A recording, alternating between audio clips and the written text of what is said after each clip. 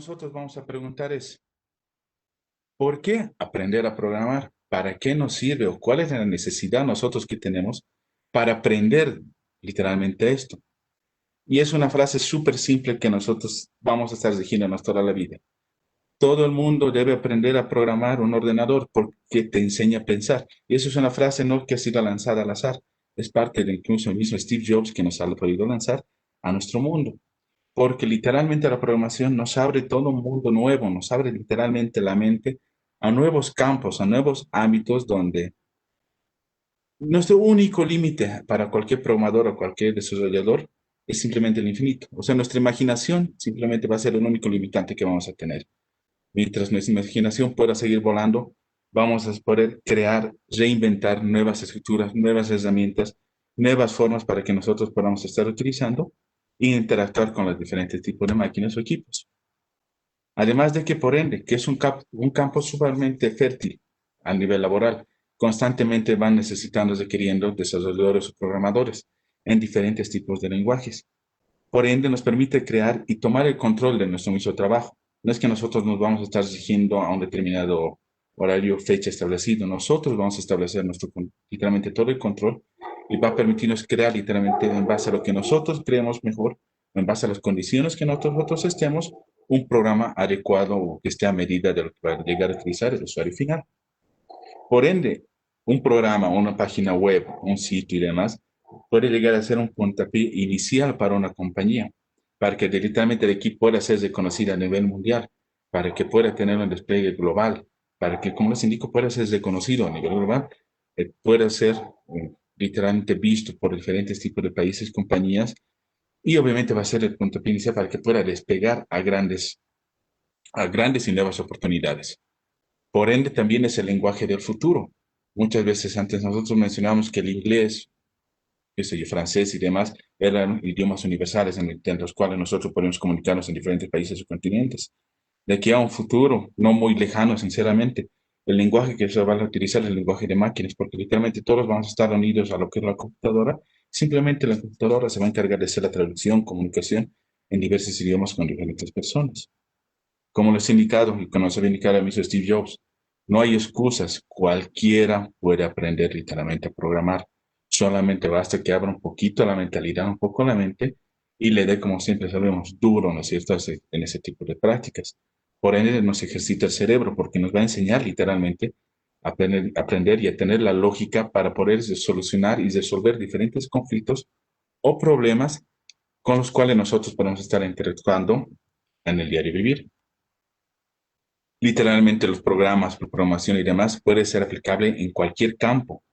Literalmente en las PCs, en el escritorio, en las laptops, en lo que es compañías de, por ejemplo, de transporte, dispositivos móviles, sitios web. Puede ser orientado, por ejemplo, en el campo de medicina. Literalmente la programación puede estar y puede interactuar en todos los campos que nosotros podamos querer o se vaya a requerir. Solamente basta, como les he indicado, un poquito de conocimiento en un área determinada. Si no lo tenemos, por ende, tenemos que un poquito aprender de eso. Y hay que tomar una gran diferencia de uno del otro. ¿Qué es un programa y qué es programar? Programar, literalmente, lo que nos indica es indicar a la computadora qué es lo que tiene que llegar a hacer, con una secuencia de pasos que nosotros vamos a enseñar a la computadora qué es lo que tiene que llegar a hacer. Y un programa es una secuencia de instrucciones. Por ende, esa secuencia de instrucciones es lo que va a entender la computadora para poder resolver o ejecutar una tarea en cuestión. Como sabemos, literalmente todo está hecho con un programa. El sistema operativo que nosotros manejamos, ya sea Windows, ya sea Linux, ya sea de la línea Mac, diferentes programas que lo más común que utilizamos, pónganse, es el Office, como estamos utilizando en este momento el Webex, como utilizamos a diario vivir el Facebook, como utilizamos en dispositivos móviles la App Store, diferentes tiendas incluso. Literalmente todo está hecho en base a un lenguaje de programación. Son diferentes instrucciones que nosotros le estamos indicando a un dispositivo que llegue a hacer un determinado trabajo, una determinada función, una determinada tarea. Por ende, todo ese conjunto lo que hace es un programa y mediante ese programa nosotros podemos acceder a hacer diferentes tipos de rutinas, obviamente que van a ser de una forma bastante legible y clara para que el usuario final pueda entenderlo sin necesidad de estar él desarrollando un programa a nivel individual. Para tal efecto, para que nosotros tengamos que desarrollar nuestro propio programa, tenemos que conocer y entender un esquema general de cómo es nuestro equipo. Por ejemplo, tenemos que saber reconocer qué dispositivos de entrada nosotros tenemos. El mouse, el teclado, escáner, dispositivos táctiles y demás. ¿Por qué son importantes estos? Porque tenemos que nosotros saber identificar de qué forma queremos que se conecten con nuestro programa, nuestra aplicación.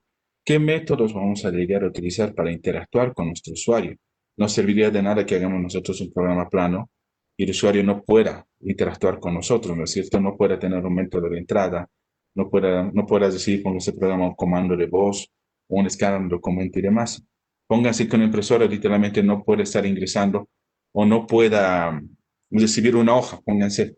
Entonces, un impresor literalmente no podría cumplir su función, ¿no es cierto? De igual forma, estamos hablando de un programa. Si es que no puedes escribir alguna instrucción, algún método de entrada, no te va a tener un sentido. Literalmente sería nada. A través de esto también tenemos que identificar qué procesador o unidad central del proceso CPU nosotros estamos manejando, porque va a depender del mismo núcleo con el cual estamos trabajando para ver qué tipo de procesos nosotros vamos a llegar a realizar. Cada lenguaje de programación, a medida que va teniendo sus palabras reservadas, diferentes estructuras, métodos de entrada y diferentes tipos de ingresos, tiene una carga en el procesador. Entonces tenemos que nosotros identificar qué tiene que desarrollar, qué tiene que hacer mi programa para poder balancear diferentes tipos de entrada, palabras reservadas, estructuras que nosotros estemos utilizando para no sobrecargar nuestro procesador.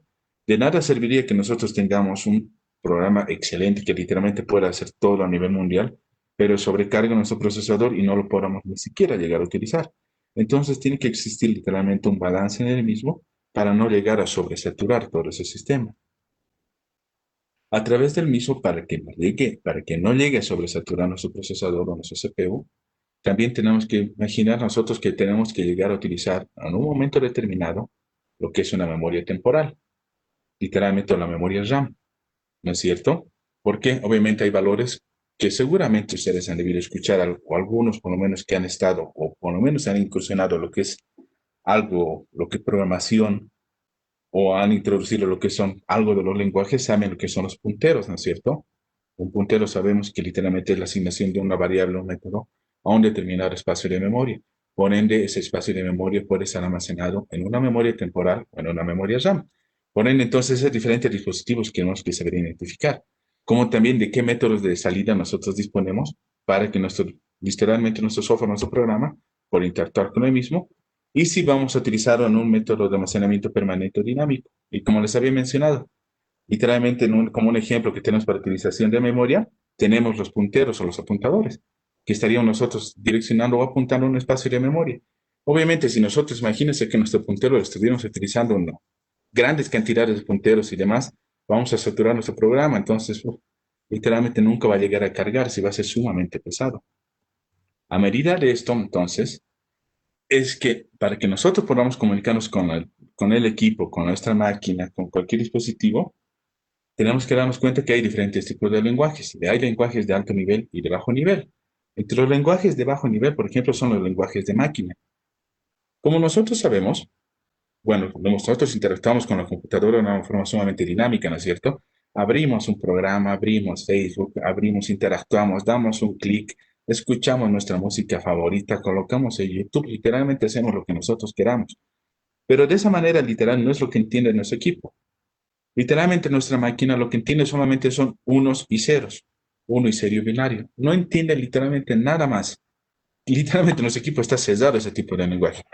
Ahora imagínense ustedes que si quisieran abrir, pónganse no sé, productor como el VLC para ver un video y demás. En lugar de darle un doble clic para que se abra el VLC, tuvieran que escribir todo ese código. Imagínense, para solamente abrir y darle la acción de doble clic, tendría que colocar 0, 1, 1, 1, 1, 0, 0, 0, 0, literalmente hasta que pase eso, ya se les va a quitar las ganas de poder ver un video, no poder estar haciendo literalmente cualquier acción.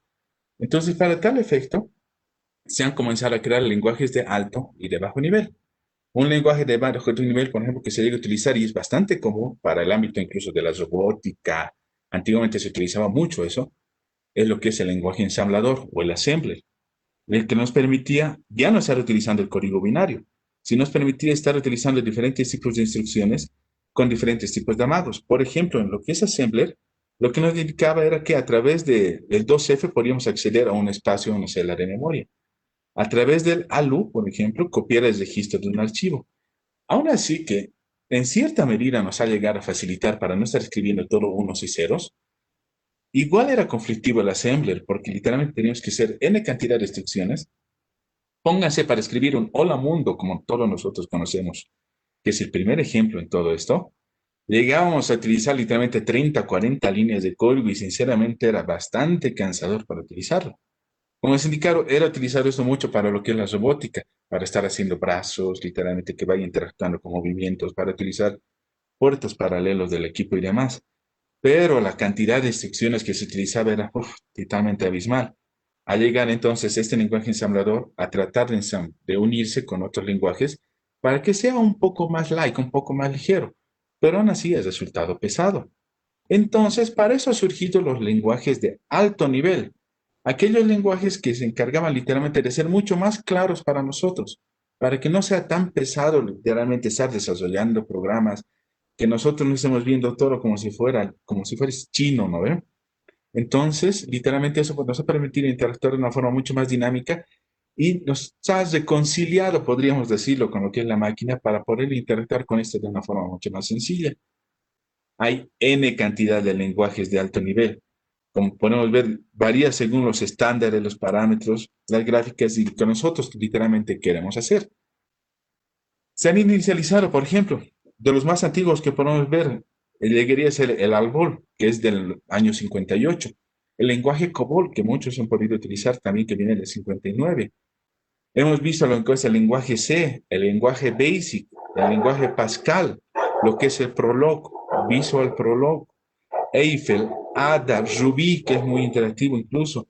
Han salido los lenguajes que hoy por hoy incluso son por excelencia, que tenemos al C, C++, Visual C, C numeral, Java, Python, que todos literalmente vienen o tienen origen de un determinado lenguaje en específico. Por ejemplo, los núcleos podemos ver que acá son COBOL, ALBOL, el Lisp.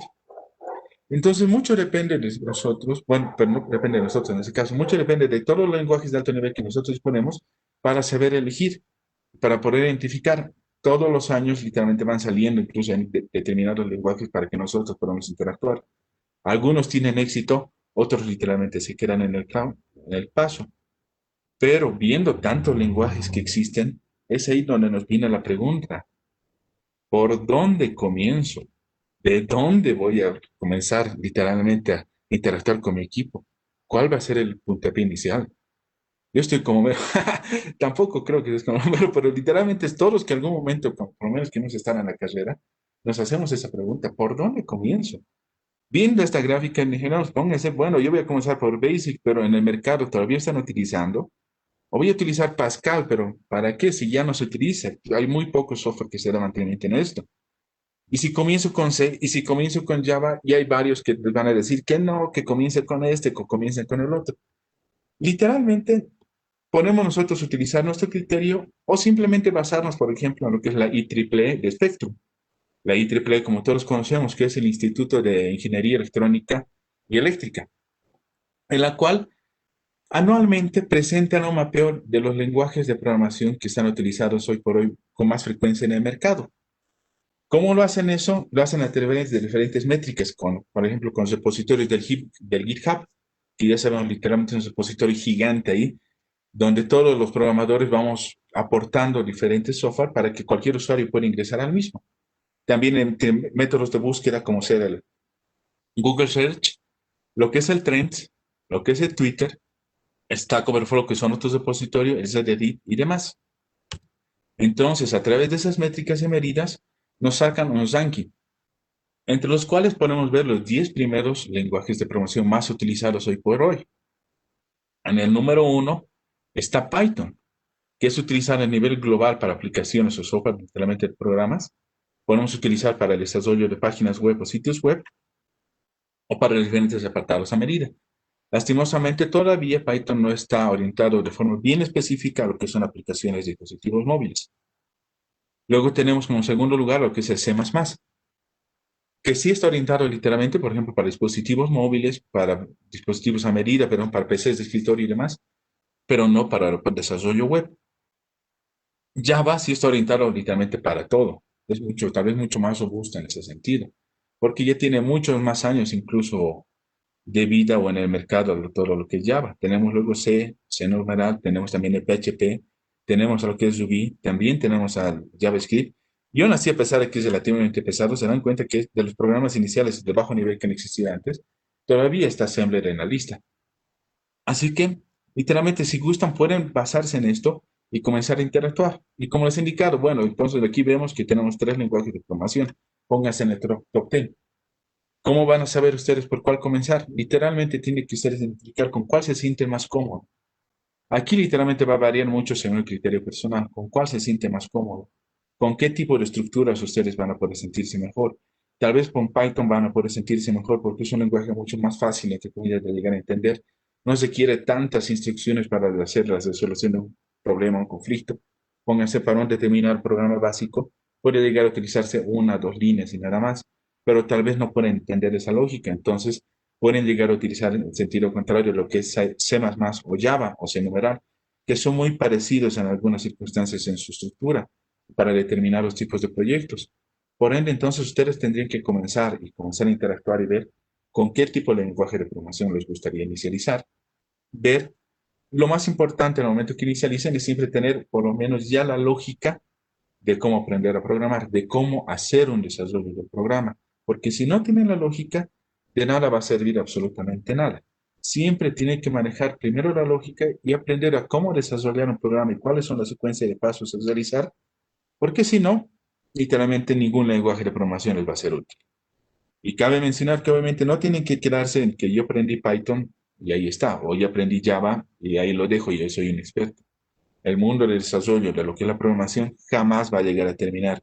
Por mucho que ustedes puedan acceder a un curso, pónganse de Assembler, digamos, en un librito y ya van a creerse expertos. No, literalmente el mundo de eso, del que es el desarrollo, jamás va a llegar a terminar.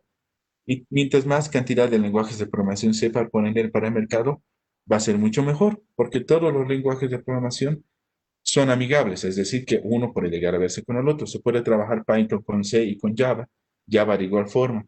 Múltiples plataformas, por ejemplo, YouTube podemos colocar como un ejemplo. No está escrito en un solo lenguaje de programación, está escrito en diferentes lenguajes que están incluidos ahí el C, está incluido Java, está incluido JavaScript, está incluido Python.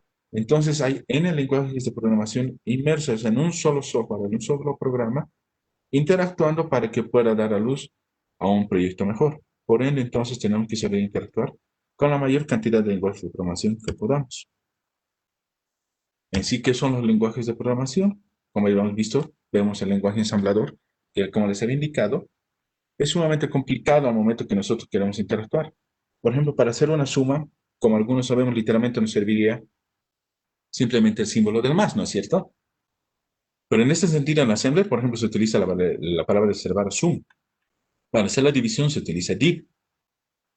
Para ocupar o para asignar un espacio de memoria se utiliza, por ejemplo, el F8 o F0. No las teclas de función, sino simplemente la combinación de caracteres. Entonces, mucho va a depender de qué tipo de lenguaje voy a utilizar. Como les he indicado, los lenguajes de alto nivel, que son mucho más aceptables y mucho más amigables a nosotros, en los cuales hemos visto que está Python, C, Java literalmente, que tiene una capacidad de abstracción potente, ¿no es cierto? Es decir, que puedes representar operaciones más complejas como calcular raíces, polinomios y demás, además que tienen muy buena abstracción de datos, que nos permite representar información compleja literalmente, como puede ser cuentas bancarias y demás. Para utilizar pero esos lenguajes de alto nivel, nosotros necesitamos un intérprete o un compilador según sea el tipo de lenguaje que nosotros estamos manejando.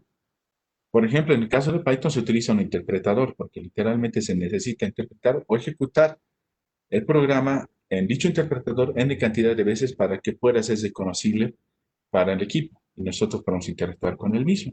En cambio, un compilador, que puede ser en este caso, no sé si algunos van a utilizar Turbo Pascal o Pascal, el programa se llega a compilar una sola vez y cada vez que nosotros queramos ingresar en el mismo, solamente tendríamos que sí, literalmente ejecutarle para que podamos acceder a dicho programa. ¿Ok? pero obviamente hay un inconveniente, un pro y en contra en cada uno. Si nosotros utilizamos un interpretador, cada vez que modificamos nuestro programa, por ejemplo, no va a ser necesario volver a compilar y recompilar nuestro código. Simplemente lo vamos a guardar algún cambio que ya hemos hecho, ejecutamos y ya está. En cambio, los lenguajes que utilizan compiladores, como en este caso hemos puesto de que puede ser Turbo Pascal, cada vez que se haga una modificación hay que volver a compilar nuestro programa y volver a ejecutarlo. Entonces prácticamente llega a ser un inconveniente, obviamente, si estamos utilizando lenguajes pero no programas que tengan alta cantidad de código. Cada lenguaje de programación va a tener, por ejemplo, y se ha separado por lo que es un lenguaje sintáctico, semántico y lo que es el pragmático. En cada uno de esos campos, ¿por qué es necesario que va a tener diferentes tipos de niveles? Es como nosotros. Por ejemplo, si nosotros en ese momento nos estamos comunicando, yo estoy determinando o estoy utilizando un determinado lenguaje, que es en este caso el español, ¿no es cierto? Estoy utilizando diferentes tipos de sintaxis, por ejemplo, para estar interactuando con ustedes, diferentes estructuras de palabras, oraciones para que ustedes puedan llegar a comprender. ¿No es cierto? Y otra vez, de eso lo estoy diciendo de que sea a nivel pragmático, es decir, estoy uniendo todas esas oraciones para que puedan llegar literalmente a un conjunto de un concepto en general para que ustedes me puedan llegar a entender. Los lenguajes de programación de igual forma tienen su propio sintaxis, es decir, su propio idioma, en el cual van a comenzar a comunicar nosotros con dicho lenguaje. A eso se les denominan las palabras reservadas, las estructuras y demás. Tienen de igual forma su semántica, es decir, de cómo nosotros vamos a comenzar a interactuar. ¿Qué tipo de palabra tiene que venir primero? ¿Cómo va a ir? ¿Qué estructura se va a manejar primero? Porque si nosotros vamos a hacer literalmente a lo que nos venga en mente, a lo que nos venga en gana, el programa no va a entender nada y no va a saber literalmente qué es lo que está haciendo. Es como si yo comenzara a hablar desde final a principio. No va a tener ni razón ni lógica y no van a llegar a entender nada. El lenguaje de programación lo mismo. Entonces tiene que tener un orden natural para que de qué forma va a llegar a utilizarse. Y poner el pragmático que va a llegar a utilizar todas esas instrucciones que yo le he dado para llegar a ejecutarse un programa en fin.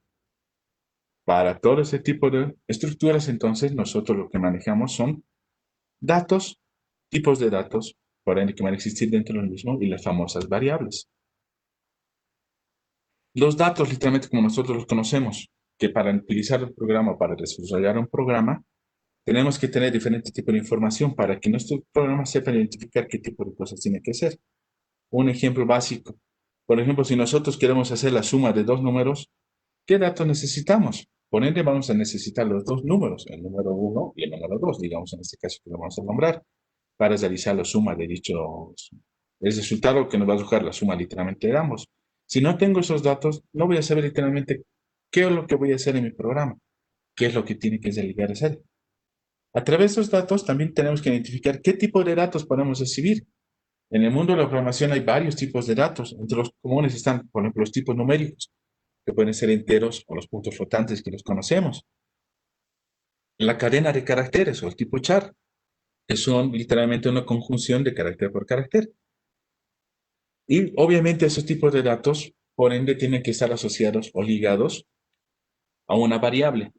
¿Por qué se le denomina variable?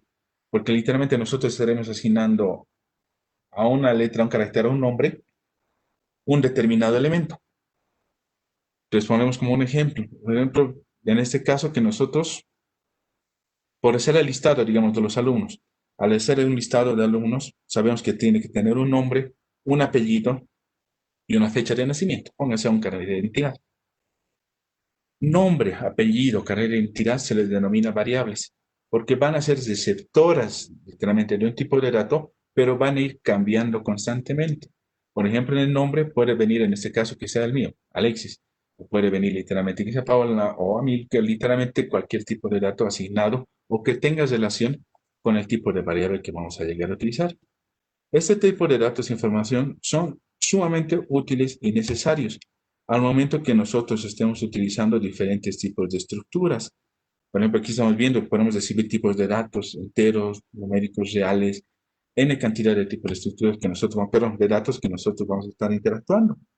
Cada uno de esos tipos, incluso de nombres de variables, tienen diferente tipo de características o límites. Por ejemplo, si ustedes al ingresar a nuestra computadora, por ejemplo, creamos una carpeta, en esa carpeta literalmente puede ser denominada como si fuese una variable, porque va a tener diferentes tipos de contenido. A esa carpeta ustedes no le pueden colocar un nombre de 1 millón de caracteres, ¿no es cierto? Va a tener un límite, y literalmente ese límite va basado según el tipo de lenguaje, por ejemplo, en este caso que se va a delimitar, que llegue a ser unos 256 caracteres. Por ende, no va a llegar a conocer lo que son espacios, acentuaciones y muchos diferentes tipos de estructuras que, obviamente, a través de que vayamos viendo en el curso, se va designando con diferentes normas, que pueden ser, como por ejemplo, los caracteres ASCII, los caracteres de lo que es UTF-8 y demás estructuras, incluso deshabilitar lo que son los caracteres para que podamos nosotros interactuar con nuestro lenguaje. Tenemos que identificar qué tipos de operadores vamos a utilizar y eso estoy muy seguro que han debido interactuar con esto al día a día. Todos utilizamos lo que son redes sociales, Facebook, Twitter, qué sé yo, incluso hasta TikTok. Y se han debido dar cuenta que hay siempre los famosos trivias o acertijos, ¿no ven? Que nos muestran un ejercicio que es 8 por 4 por 3 más 2 menos 5 y todos comienzan a dar una serie de resultados, que es menos 8, que es más 8, que no, que deberes colocarlo así, que no saben. Entonces, por ejemplo, eso está muy, muy basado en lo que son las operaciones y la jerarquía de las operaciones.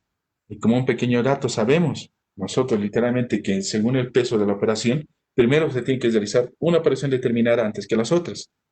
Tiene mayor peso o tiene mayor, ¿cómo lo mencionaríamos? Más que peso, mayor importancia o jerarquía, lo que es la multiplicación y la división. Siempre que comenzamos a ver cualquier ejercicio, cualquier de los hechos matemáticos, tenemos que resolver primero la multiplicación, luego la división y después decir la suma y lo que es la resta. Va en ese orden literalmente que nosotros vamos a estar interactuando con estos. Así que tenemos que basar incluso en esas reglas. A través de esto vamos a ver diferentes tipos de estructuras una vez conociendo las reglas, entre las cuales pueden existir estructuras condicionales, estructuras complejas o múltiples de interacción, las cuales nos van a permitir literalmente estar desarrollando diferentes tipos de trabajos o contextos. Con las condiciones, seguramente han debido ver algún determinado momento, nos van a permitir interactuar por sí o por no. Si es que hago esto, ¿qué va a pasar? Si no lo hago, ¿qué es lo que puede llegar a ocurrir? O si necesitamos nosotros estar haciendo la iteración. Saben que la iteración literalmente es estar ingresando n cantidad de veces a un determinado ciclo para que se repita cierto tipo de estructura de instrucción, ¿no es cierto? Este tipo de estructuras literalmente nosotros lo vamos a llegar a ver a gran profundidad haciendo buenos ejercicios en todo lo que va la temática de los cursos, tanto en la introducción a programación desde cero como lo que es Python desde cero. Vamos a ver las famosas funciones, que como conocemos, obviamente las funciones nos ayudan en gran medida a estar interactuando con las mismas. Aquí se aplica lo que es el concepto, el famoso concepto de la programación del divide y vencerás, ¿no es cierto? Si tenemos un proyecto gigante, gigante, gigante, por ende, imagínense que lo hagamos en un solo código para la solución o para posibles problemas que exista, literalmente nos va a ser un dolor de cabeza y nuestra única opción va a ser agarrar la computadora, botarla por la ventana y olvidarnos literalmente de todo y dormir 1 año, ¿no ven? Pero no es el objetivo entonces ese. Lo que nosotros tenemos que hacer literalmente es el dividir y vencerás. Comenzar a interactuar con funciones o procedimientos según sea lo que el lenguaje de programación nos pida o lo que nosotros veamos conveniente. Subdividir todo esto. Incluso eso es muy utilizado para lo que se va utilizando patrones de diseño, incluso con diferentes equipos de programación, de programadores que nosotros tengamos, para estar subdividiendo diferentes que nosotros tengamos y asignando roles. Pónganse que estamos haciendo nosotros una página web. Imagínense que tenemos en nuestro equipo 30 programadores. No vamos a estar los 30 programadores en una computadora haciendo todo. No tiene mucho sentido, ¿no? Porque literalmente uno va a estar jugando, el otro va a estar en el celular, uno va a estar programando, el otro va a estar ayudando y los otros 26 van a estar viendo la pantalla sin saber siquiera lo que están haciendo, porque la lógica nunca va a ser igual. Entonces, a esto se adhiere a lo que se divide vencerá, estar utilizando, agregando funciones o módulos, dividiendo todo nuestro proyecto y asignando roles. Pónganse que un usuario, que un programador puede hacer literalmente lo que es el entorno gráfico, a otro nosotros le podemos asignar que sean los menús, literalmente de qué forma va a interactuar el menú, digamos, de archivo, extensiones y demás. A otro le podemos indicar literalmente que nos haga una base de datos para tener el control del registro de todos los que van a ingresar. Y así nosotros entonces podemos estar indicando y asignando roles a diferentes tipos de usuarios para que puedan interactuar y después aglomerar todas esas funciones en un solo programa principal, en el main, y agruparlo y poder tener todo un programa funcional al 100%. Ya saben que a medida que vayamos desarrollando todo esto, vamos a utilizar diferentes tipos de estructuras de datos. Las listas, las pilas, los árboles. Según sea el lenguaje de programación que nosotros utilicemos, vamos a poder utilizar determinados tipos de estructuras. Lo que son, por ejemplo, matrices. Por ejemplo, en Java se utiliza mucho lo que son matrices y vectores. En Python, por ejemplo, se utiliza solamente lo que son listas, pero existen las listas anidadas para permitirnos emular como si fueran unas matrices. Conocemos el concepto de lo que es una pila y vamos a ver lo que son clases o estructuras de datos. Por ejemplo, en C nosotros lo conocemos esto como árboles o también conocemos como grafos. En Python, por ejemplo, eso lo conocemos nosotros como clases y estructura de clases. Literalmente, en este caso, lo que estaríamos viendo es una jerarquización, como si estuviéramos viendo como si fuese una familia, en la cual el nodo principal, o literalmente la cabeza, llega a ser el padre. Y a través del padre se va jerarquizando en diferentes niveles, diferentes roles. Después del padre siempre van a venir los hijos. Después de los hijos vienen los nietos, y después los bisnietos y los tataranietos, y demás consecutivamente. Pero ¿qué es lo que lo va a aglomerar o agrupar literalmente en esta estructura de datos como un árbol? Que van a tener relación uno con el otro. Por ejemplo, por ende, siempre va a ser el apellido, ¿no es cierto? De una u otra forma, el apellido los va a llegar a ligar. Pónganse que en este caso que sea la familia Castañeda, digamos. Entonces, el apellido Castañeda va a estar replicándose, ya sea en una posición o en otra, que los va a llegar asignando. Pero, ¿qué va a diferenciar a cada miembro literalmente de esta estructura? Van a ser los nombres. Póngase que la papá se va a llamar Luis Castañeda, digamos.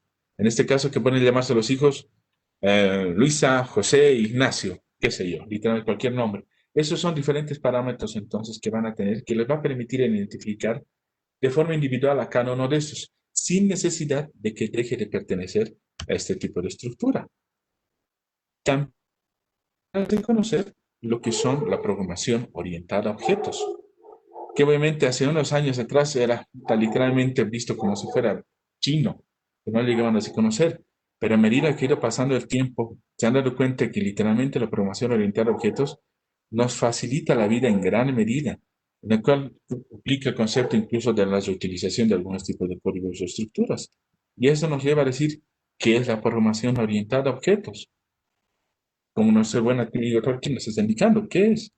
Literalmente, la programación orientada a objetos es la utilización de clases, como habíamos visto hace un momento, en la cual nosotros vamos a crear una superclase que va a tratar de aglomerar la mayor cantidad de estructuras posibles. En este caso, pónganse que vamos a decir que la clase principal se va a llamar usuarios.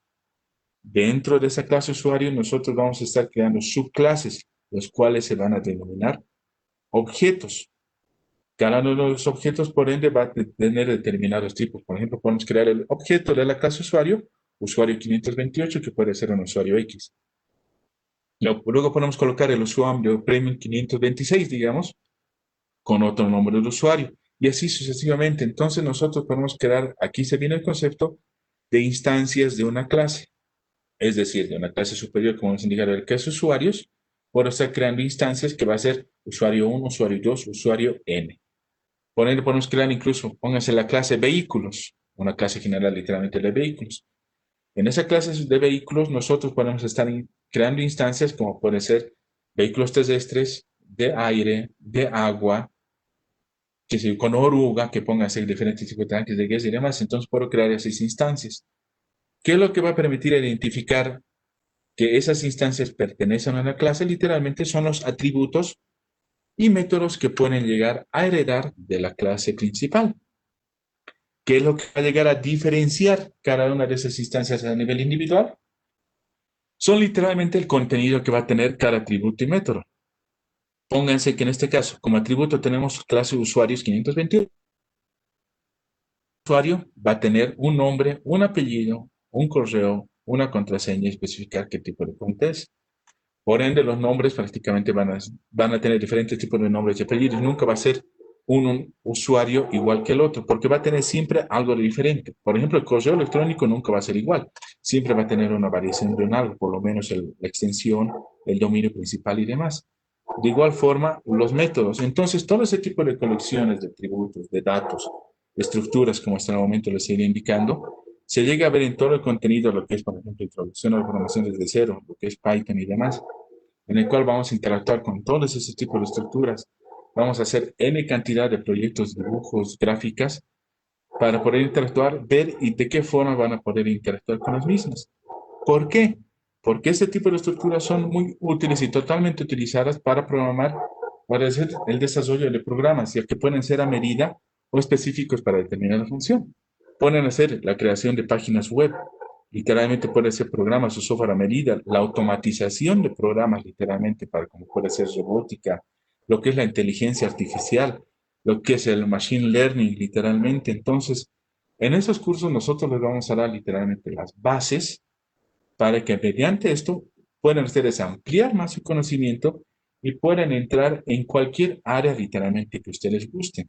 Simplemente bastaría tener un poquito más de conocimiento extra y investigar qué tipo de librerías, fuentes o metodologías necesitarían para poder ingresar a estos campos que obviamente son hoy por hoy sumamente utilizados en el mercado, más que todo lo que es la automatización y lo que es el machine learning, que está sumamente utilizado en todo ámbito y está tratando de abarcar, o no está tratando, está abarcando literalmente gran parte del mercado hoy por hoy. En sí sería esto entonces un breve resumen de todo lo que se llega a ver en todo nuestro curso. No sé si alguien tiene alguna consulta o pregunta o tal vez alguna duda.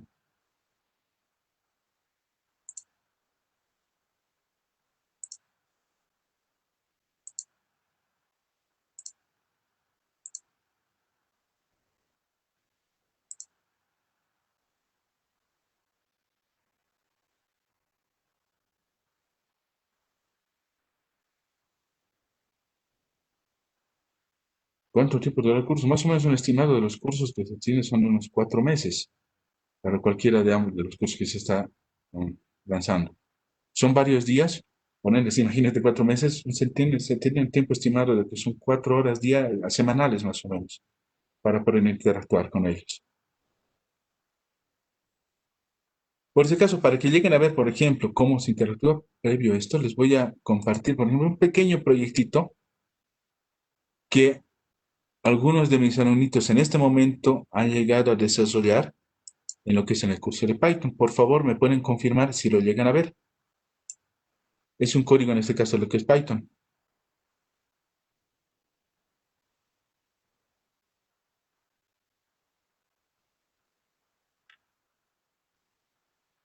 Buenísimo, Gerardo, gracias. Entonces, imaginen, por ejemplo, eso es algo que hemos hecho a medida nosotros.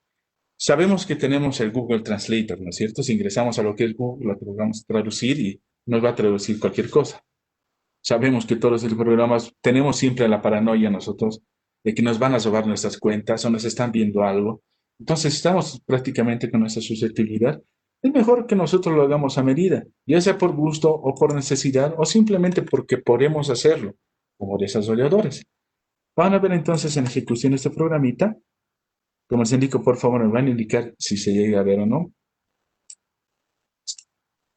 Literalmente es una paginita. No, pues, se dan cuenta, literalmente es sencillo, que está hecho en un entorno gráfico con lo que es TK Inter. Se dan cuenta aquí, esa estructura estamos utilizando. Estamos haciendo la importación de librerías, como les he indicado, con funciones. Estamos utilizando, por ejemplo, la clasificación de estructuras a través de lo que son las clases o herencia. Se dan cuenta, voy utilizando lo que es literalmente la programación orientada a objetos a través de diferentes puntos con constructores. Voy creando funciones. Voy utilizando estructuras, se dan cuenta, como es el if, las condicionales simples y dobles. Voy utilizando diferentes métodos para utilizarlo.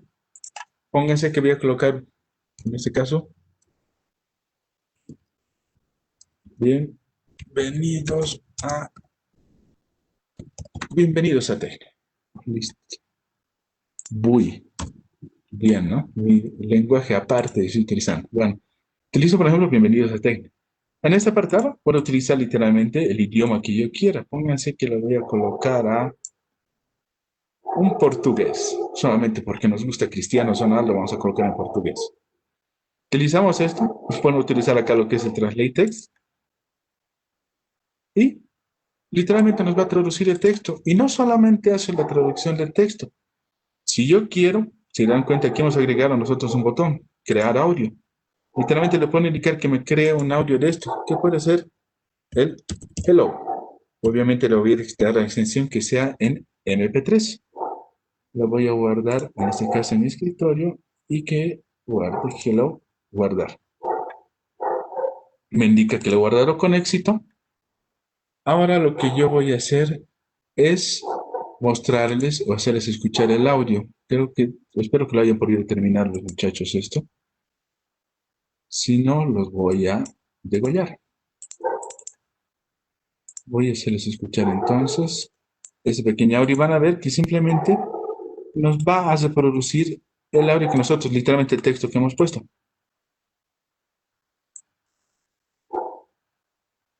Obviamente en este momento tal vez no lo han escuchado bien y si es que lo han escuchado bien, me lo confirman por favor. Lo que hace esto es literalmente leer el audio, el texto que nosotros tenemos acá en el idioma que nosotros estamos seleccionando. En este caso lo hemos puesto portugués. Si quisiéramos en hindú, en latino, en coreano, no se escucha y Alexis, lo sí. recomendable sería que para que se escuche tengas que activar altavoces. Webex va a necesitar sonido y capturar el sonido de un altavoz. Uf. Ok, entonces nos quitamos el micro por un momento.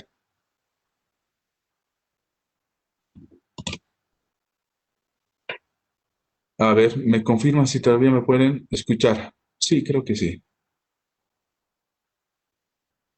Sí se escucha. Buenísimo. Entonces, vamos a volver a utilizar lo que es el Media Player. No sé si estoy compartiendo esa aplicación en este momento. No, ahora sí. Bem-vindo ao TKHNE. Por ejemplo, se dan cuenta, es una voz medio robótica, ¿no es cierto? Falta pulir un poquito más. Pero si es que no han podido escuchar, obviamente están escuchando literalmente todo eso, ¿no es cierto? Me habla ahora en este momento en portugués. ¿Para qué les estoy mostrando literalmente esto? En base a esto, por ejemplo, ustedes pueden hacer aquellos fanáticos que todos, por lo general, los hombres somos fanáticos de los superhéroes, pueden crear su propio Jarvis como si fuéramos Iron Man, ¿no es cierto? Y crear sus propias aplicaciones, colocarlo literalmente todo mucho más robusto, genial. Así que, literalmente en base a este proyecto ya se puede llegar a hacer. Sí, se puede llegar a modificar, obviamente, son los parámetros que nosotros estamos utilizando. Carla, el lenguaje Python es único para todas las áreas. ¿Qué versión de Python se puede instalar? Hay un curso específico de Python enfocado para automatización de tareas, que creo que sí, pero para el área de ingeniería. Bueno, Carla, obviamente, a través de todas las preguntas, obviamente mucho depende de qué área quieres tomar en cuenta. Si tienes conocimiento en Python, obviamente tienes que tomar, si gustas, cursos especializados con lo que son Machine Learning, para qué área según tú quieres, para la automatización y demás. ¿Qué versión de Python puedes utilizar? Mucho depende primero de qué librerías tú vas a comenzar a trabajar. Si quieres trabajar con el IDLE, pero el IDLE, por ejemplo, este IDLE que estamos utilizando en ese momento, es bueno para aprender o comenzar a aprender lo que es Python. Pero si en realidad tú quieres comenzar a hacer el desarrollo, ponte de estructuras o polinomios o más orientado al análisis de datos y demás estructuras, yo te recomendaría el Spider con el que viene con el Anaconda. Es muy útil y tiene muy buenas librerías predefinidas. Si quieres más estar orientado a lo que es desarrollo de programas personales a medida y demás, el Visual Studio Code tiene muy buenas métricas para ese aspecto, además que tiene muy buenas ayudas. Así que mucho depende en qué área te vas a querer limitar. Por el área de ingeniería, obviamente, ¿qué ingeniería necesitarías? ¿De sistemas? ¿Industrial? Pero si es al área de ingeniería en sí, el Visual Studio Code te recomendaría que es muy bueno. Ya sea de igual forma el interpretador que vayas a llegar a utilizar, ingeniería civil. Entonces, civil literalmente te recomendaría el Spider, es mucho mejor. De todas maneras, a medida que vayas tú ingresando, tratando de desarrollar software a medida para diferentes tipos de estructuras y demás, te vas a dar cuenta que vas a tener que sí o sí instalar diferentes librerías o módulos o diferentes funciones a tu interpretador. Puedes instalar, por ejemplo, ¿a qué se refiero con esto? Hay diferentes librerías y métodos, por ejemplo, lo que es Python, a los cuales tú puedes llegar a acceder que vienen de forma automática con lo que es Python. Por ejemplo, el Trading, el Translator y demás. Hay otras librerías que, por ejemplo, en el ámbito de desarrollo y demás, varios desarrolladores lo van creando, pero en este caso que son propias de Python, las cuales tú tienes que instalarla. La instalación es muy simple, con unos comandos sumamente básicos tú puedes llegar a instalarlo, por ejemplo, con el pip install, y literalmente tú colocas la librería que quieres instalar. Y si no, puedes crear literalmente tus funciones a medida para que puedas comenzar a interactuar con el mismo.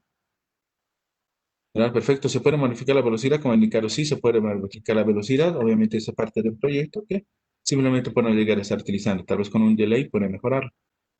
Todos esos programas los listan, claro, literalmente se lista todo eso con lo que es introducción a la programación, si no me equivoco, introducción está más basado con lo que es Java y C++ o C numeral, y como les indicado, yo estoy dando todo lo que es Python. La ingeniería civil, y como te había comentado entonces, Carla, sí sería bueno que tal vez puedas interactuar con lo que es el Spider, que es mucho mejor en ese aspecto. Ahora, ¿con qué curso me recomiendo comenzar? Claro que me gustaría llegar a la automatización. Bueno, depende, Carla. Primero, Python me interesa, buenísimo. Me gustaría saber primero si tienes algo de conocimiento, por lo menos en lógica de programación, para interactuar con eso. Ah, entonces sí, si es que tienes lógica y no has visto ningún lenguaje, tal vez Python te podría recomendar que es entre comillas, más sencillo, tal vez, para que puedas interactuar con esto. Así quieres interactuar con otros como técnicos, que mucho depende de qué forma tú tienes para pensar e interactuar. Es que literalmente eso va a gusto personal. Ponte que yo te diga en este momento, metete a Python, pero no te va a gustar y te gusta más Java o C, entonces literalmente eso va a depender de eso. No hay por qué, Carla.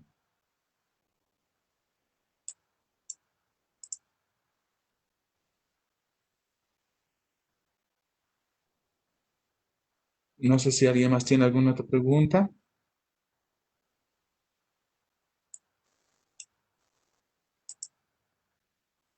Bueno, tratamos de meter. Yo como comencé, literalmente muchachos, aunque quisiera parecer joven, no lo soy tanto. He comenzado con lo que es Pascal. Literalmente todos mis orígenes han venido con lo que es Pascal y Basic. He comenzado con todo eso, así que prácticamente cuando yo iniciado no había mucha diversidad para algunos lenguajes sencillos. Todos tenían prácticamente la misma estructura, así que yo he comenzado por esos lados.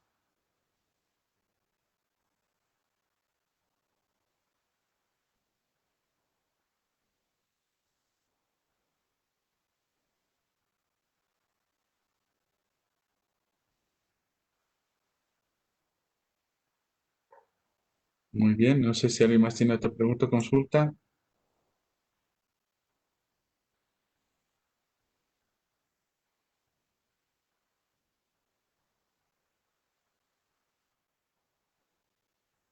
Literalmente tendrías que ir desarrollando tal vez a ese ámbito, al manejo, al control literalmente de diferentes tipos de librerías. No hay algo específico que te diga un área delimitada para ser microcontroladores como tal, pero sí hay librerías muy buenas para que puedas tener el control. Tal vez te podría convenir más el área de automatización.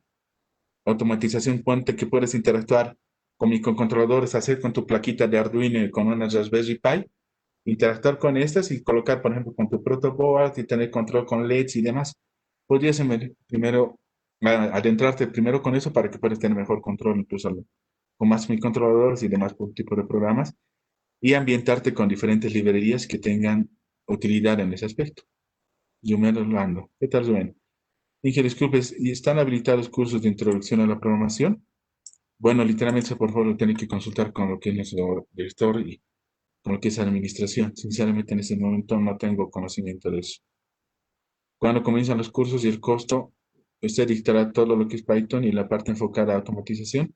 Literalmente, el curso que lo verá sí es Python, pero obviamente no hay un curso enfocado literalmente en lo que es automatización o una especialización por el momento. Pero sí, literalmente todas las bases, como les he indicado, para que puedan ser de una manera sumamente fácil al entrarse a los demás mundos que ustedes quieran, sí se les va a dejar.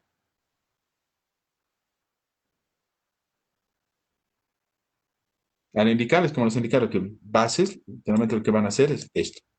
Pueden llegar a poder ejecutar ese tipo de programas, software, incluso en los programas más sencillos, como hacer jueguitos del arcade en línea de comandos y demás, que son, literalmente eso les va a enseñar a utilizar la lógica de todo lo que es esto.